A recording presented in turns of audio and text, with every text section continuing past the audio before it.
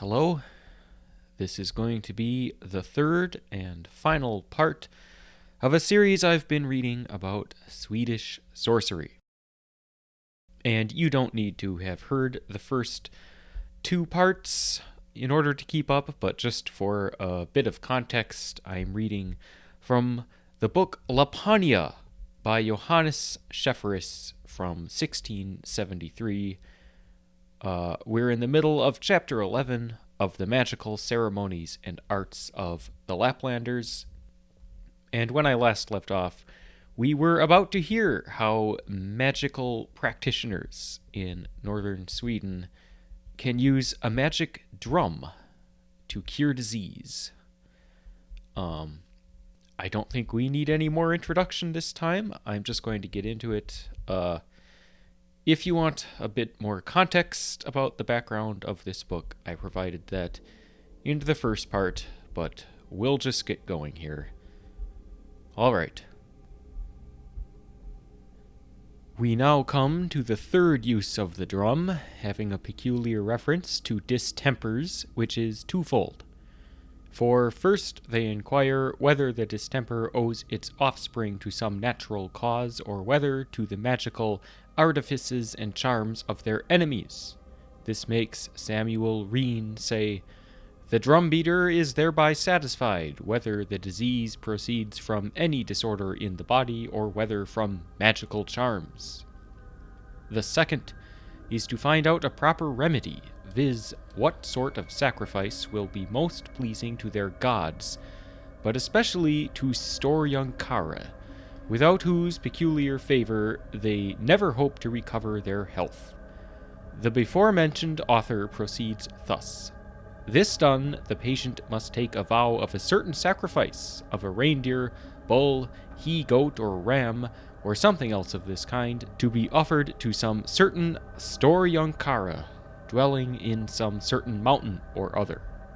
Neither is it left to the choice of the patient, but to the direction of the drum beater, it being his province to prescribe what they ought to do. Whatever the drummer orders the patient to do, says the same author, he must perform, and either sacrifice immediately, or at least promise to offer such a sacrifice at a certain appointed time. For it is the business of him who beats the drum to inquire, as I told you before, which of the gods the sacrifice is to be offered to, and what kind of sacrifice will be acceptable to him. For the same sacrifice is not pleasing to every one of their gods, neither is the same god satisfied with one kind of sacrifices at all times, so that the choice of it depends on the manager of the drum, whose direction the sick person is to follow. The manner of performing it is thus described by Samuel Reen. When they pretend to cure any distemper by the help of the drum, it is done in the following manner. The patient must present the drummer with 2 rings as a reward for his pains, one of brass, the other of silver, both of which he ties to his right arm. The drummer, after having put those 2 rings in the same bunch which commonly is made use of, as often as the drum is employed for those purposes, beats the said drum, singing all the while, as do likewise all the men and women there present, the first with a loud voice, the latter somewhat lower. From the motion and position of the rings, the drum beater makes his conjecture, as we told you before. Lundius gives the following account concerning this method. If a Laplander happen to fall sick in the Lapmark of Uma, they send for the next neighbor, whom they think most expert in the management of the drum. The first thing to be done after his coming is to sacrifice one of the best reindeer belonging to the sick body or to his best friend.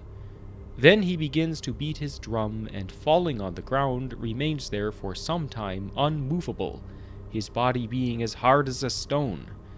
In the meanwhile, the rest there present sing a certain song, which they have been taught by him beforehand, till he recovers his senses, arises, takes up his drum, and holding it up to his head, beats it softly for some small time.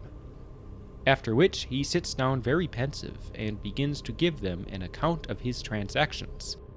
He tells them that he has passed through the body of the terrestrial globe, where he has met with the Antipodes being conducted by his genius among a people of a very handsome and venerable aspect. Those people, he says, being advertised of his coming, had shut their gates against him, but that by the assistance of his genius he had got among them through a hole, where he had seen something belonging to the sick person, either his hat, his shoes, or perhaps his mittens, or some such like thing, which he was either able or unable to bring away. Their general opinion is that if the drummer did bring it away, there is great hopes of the patient's recovery, but if not, that he will die, and endure a great deal of pain. And because they are fully persuaded that the soul of the drummer does actually leave his body and is carried to the place he names to them, they say that his soul is brought back by his genius over the highest rocks and mountains with such swiftness that the sand and stones do fly about like hail. Mr. Paul Venetus relates something not unlike this of the Tartars of the province of Arladam. And these are the things commonly performed by this drum, besides which they make also another use of it to accomplish their designs against one another, even with the hazard of their lives, though this is not so commonly practiced as the others. Some Laplanders, says Samuel Reen, but not all, make use of this drum to do mischief, which is the reason that the rest of the Laplanders look upon this last alone as unlawful, but not the before mentioned, because they are not intended or made use of to the detriment of others. Those, says Johannes Tornaeus, who make use of the drum to inquire after such matters, as have been before mentioned, take it amiss if you account them to be of the same stamp with those who employ it to the detriment of others, because they do it to the detriment, but these for the benefit of other people. This has questionless moved Lundius to affirm that those among the Laplanders who use the drum have no commerce with evil-minded spirits, and that they have recourse to the drum upon no other account than for the conveniency of hunting to know which way they are likely to meet with good game, or to satisfy their curiosities in some other points, and that whenever they do any mischief to others, this is performed by certain words or some other charms taught them by some other Laplanders who keep correspondence with evil spirits. But though it must be confessed that the drum is not so generally used for mischievous purposes, yet are there too many who still employ it upon that account. Johannes Tornaeus declares positively that in the year 1671 there were taken up several in the Lapmark of Kiema who had such drums of a prodigious bigness. They surrendered, says he, their drums of such a vast breadth and compass that they could not be removed from thence, but were burnt upon the place. And as a confirmation of it, gives us the following instance. There was, says he, among those Laplanders, one of about 80 years of age, who confessed that he had learned this art from his father when yet a child, and that in the year 1670, upon some quarrel with another country fellow of Kiema about a pair of mittens, he caused him to be drowned in a cataract, whereupon being condemned to death, he was carried in chains out of Lapland to be executed in the next town of Bethnia. But whilst they were upon the road, he found means to kill himself by the help of his sorcery, he being but a moment before found very healthy and lusty, which indeed he had foretold he would do, rather than fall into the hands of the executioner. But what rites or ceremonies, words, signs, or postures they observe upon this account, I have not been able to learn from those from whom I have received the rest belonging to the use of the drums. The reason of which, as I suppose, is that they keep it very secret, and that nobody can be instructed in the management of this point without lying under a great suspicion of bearing a share in this most abominable art.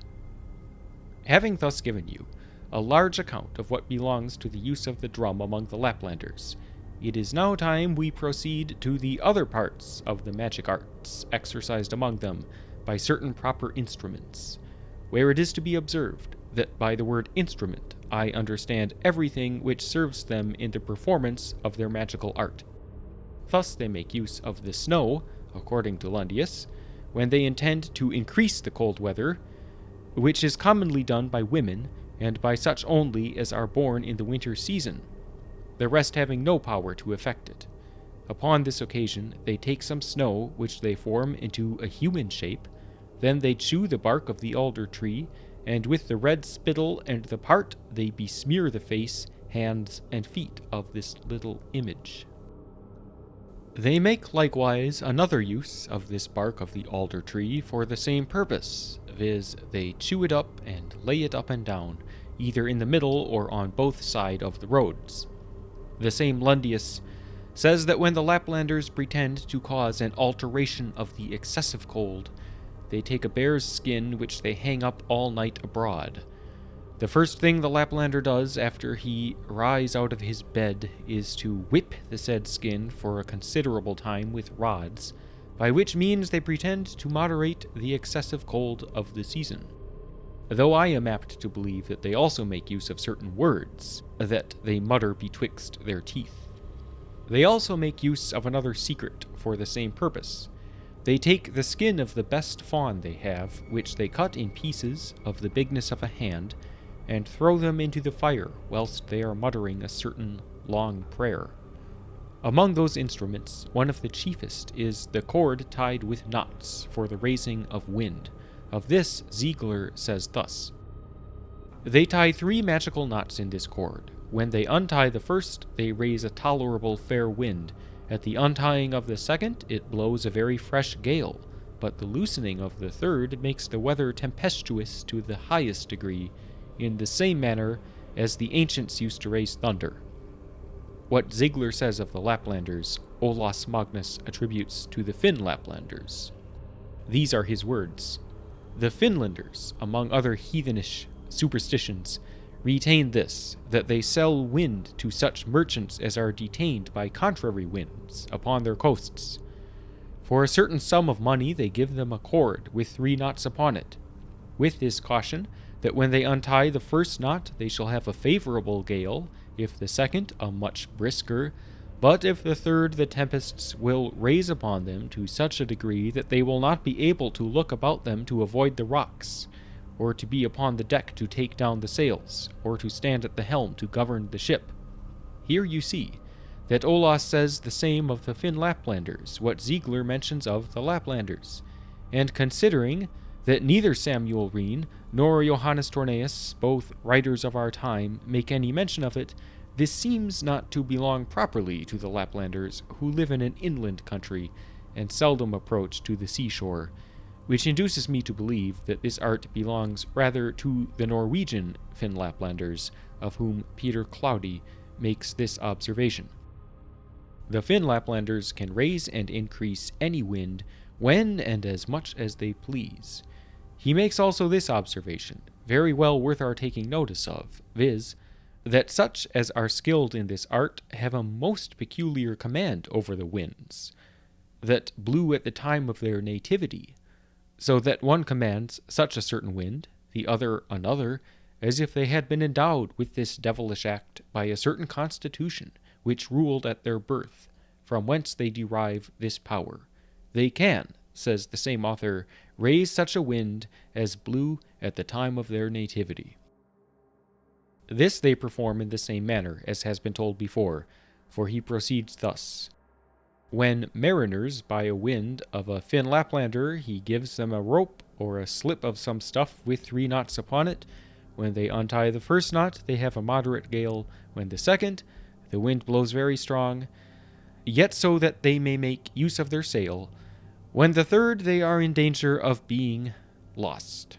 As this piece of skill belongs most peculiarly to the Finlanders and the Laplanders, subject to the crown of Norway, so there is another, being of the same nature with the former, unto which they may duly lay claim, viz., the art of stopping a ship at sea in its full course. This is, however, likewise attributed to the Laplanders by Damian Agoas. They can, says he, stop ships in their full course, so that they cannot stir from the place. let the wind blow never so strong. Ziegler seems to make reflections upon this when he says, "They make use of this art at pleasure against the mariners, for according as they either intend to favor or to disoblige them, they stop the course of the rivers and seas, which I suppose cannot be done by any other means but what has been alleged before. For the rest, they are so skillful in this art that there is no remedy prevailing against it, except the excrements of maidens, which evil, says Damien, is not to be avoided any other way than by smearing some of the excrements of virgins on the masts and doors of the ships, the spirits having a natural aversion to it, as I have been informed by the inhabitants." It may perhaps be questioned what he means by the excrements of virgins. My opinion is that he speaks of the menstrual excrements, which has been many ages past looked upon as a proper remedy against magical enchantments.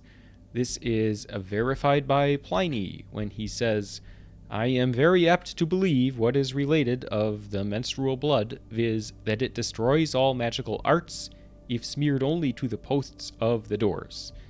We now come to the third kind, viz. their magical darts, as Ziegler calls them, by which they cause distempers, pains, and other mischiefs, even at a great distance. These are his words.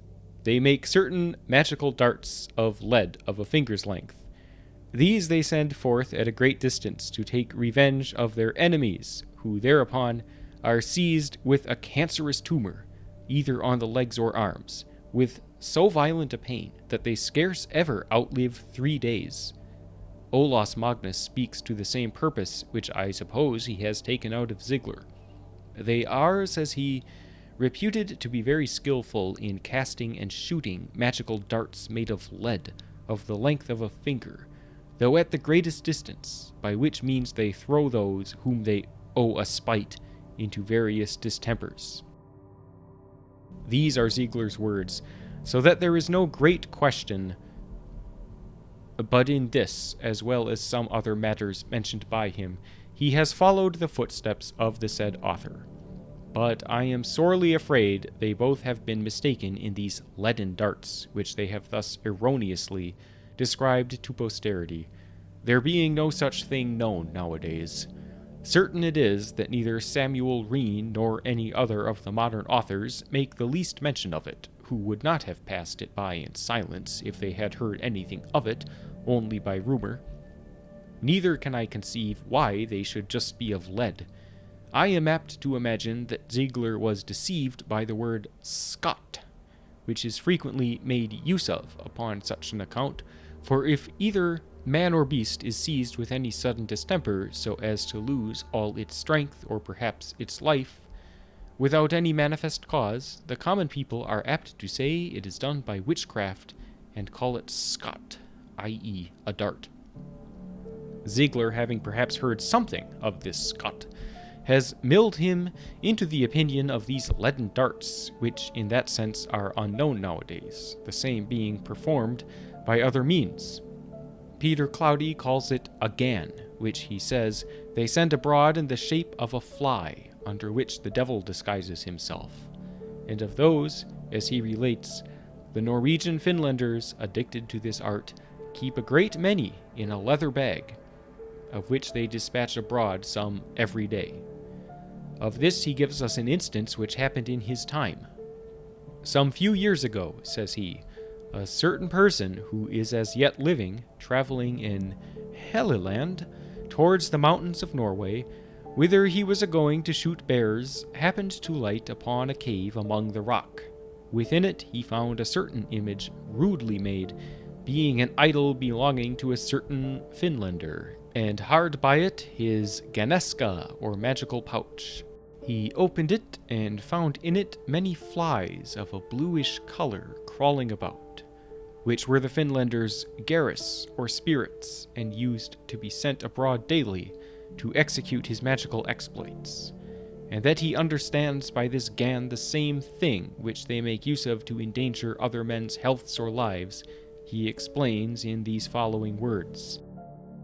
A Finlander can scarce rest satisfied unless he sends abroad every day his gan, i.e., a fly or spirit out of his ganeska or ganhild, i.e., his magical satchel, where he always keeps them. If he does not think it convenient to send his gan to hurt any man, which is never done without some reason, then he lets him fly into the air to act at pleasure, and to destroy either men, cattle, wild beasts, or anything else he meets with. Sometimes he dispatches him to the next mountains, where he cleaves vast rock asunder.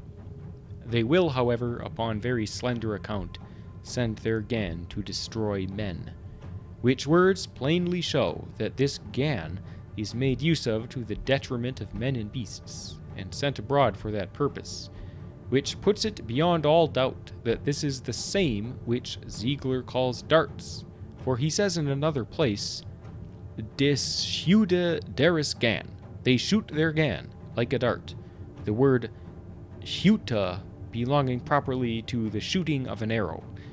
And this is, as we said before, the third trial of their magic skill, which they make use of not only against strangers, but also against one another, even those whom they know to be as well versed in this art as themselves.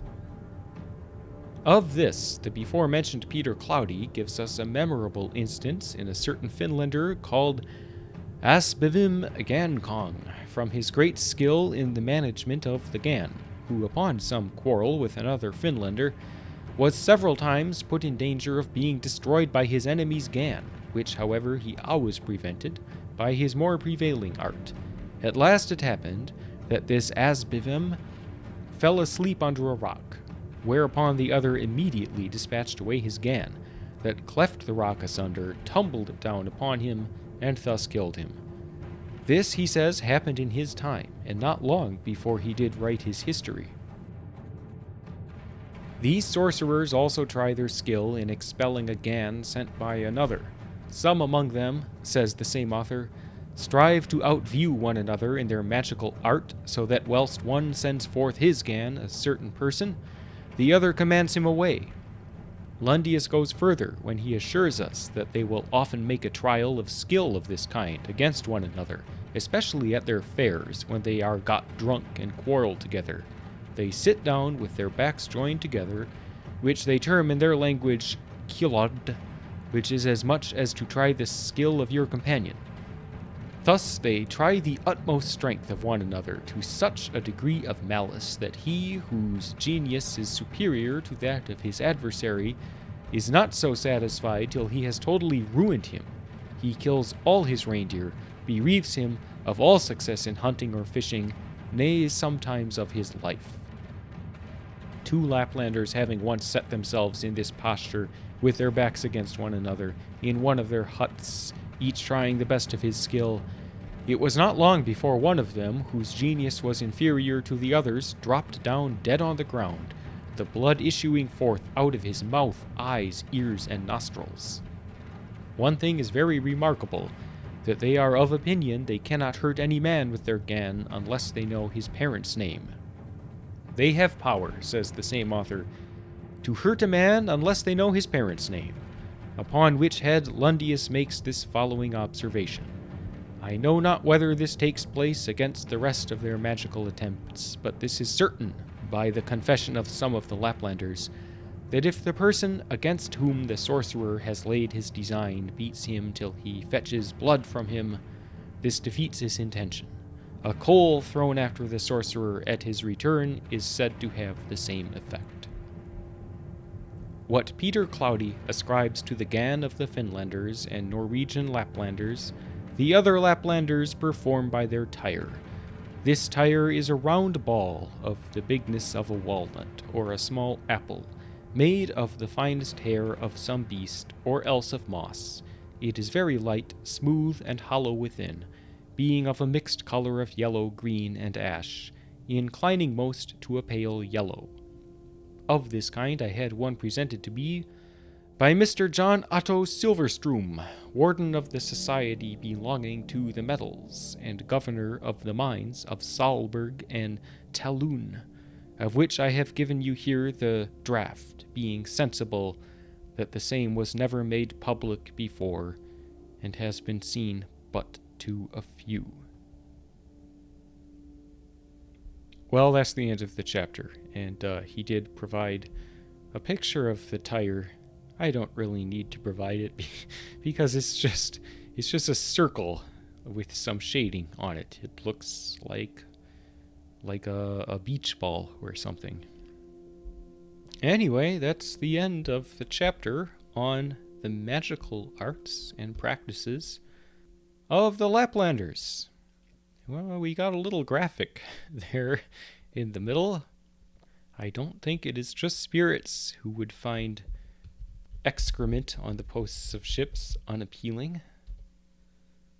But there's certainly a lot of interesting information packed into that chapter. I thought it was noteworthy that the crews of ships would purchase these leather strips from the Laplanders to control the weather. It sure sounds like those strips were effective if they were regularly being sold. It seems that a lot of people had strong belief in the power of this northern magic. So that is a lot to ponder. I will leave you to ponder it, and thanks for listening. Have a good night.